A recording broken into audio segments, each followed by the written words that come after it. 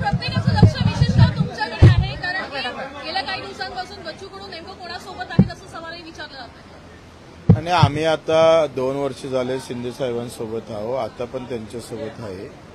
पण त्यांनी मतदारसंघात भरपूर निधी दिला आणि मी स्वतः आणि राजकुमारजी पटेल हे दोघे जण आम्ही शिंदे साहेबासोबत आम्ही जाऊन मतदान करणार आहोत. एकूण जर बघितलं तर सध्या 12 उमेदवार रिंगणामध्ये आहेत, त्याच्यामुळे मतं फुटण्याची देखील शक्यता व्यक्त केली जाते. घोडे बाजार खूप मोठ्या प्रमाणावर झाले. शिंदे साहेबांचं एकही मत फुटणार नाही, बाकीच्यांचं मला सांगता नाही.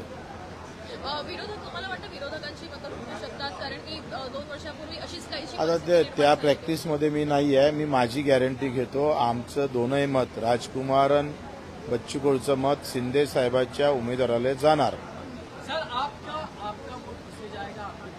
मेरा वोट शिंदे साहब को जाएगा. दोनों भी उम्मीदवार विदर्भ के हैं, भावनाताई गौड़ी और तुमाने, तो उनके जाएगा दोनों वोट.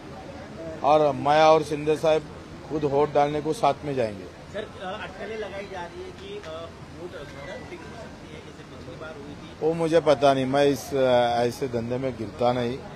और हमारी जवाबदारी थी यहाँ तक जो मतदार संघ में निधि मिला है, हम हमारा कर्तव्य बजाने जा रहे हैं.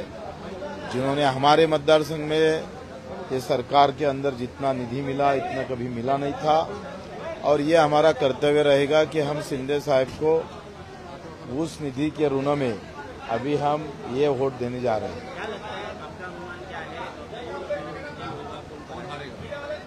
वो तो अभी बता नहीं सकते कौन हारेगा कौन जीतेगा. तो पडणार ते माहीत. मी काही त्या राजकीय तज्ज्ञ माणूस नाही आहे. मी गोरगरिबांच्या डोक्यातला त्यांचा आवाज ऐकणारा माणूस आहे. एवढ्या मोठ्या नेत्यांच्या डोक्यात काय चालतं एवढं मला वाटतं एवढं आम्ही डोकं कधी चालवत नाही. त्याच्यानं कोण पडणार कोण आज संध्याकाळपर्यंत माहीतच पडणार ना. काही अदृश्य शक्ती काम करणार नाही.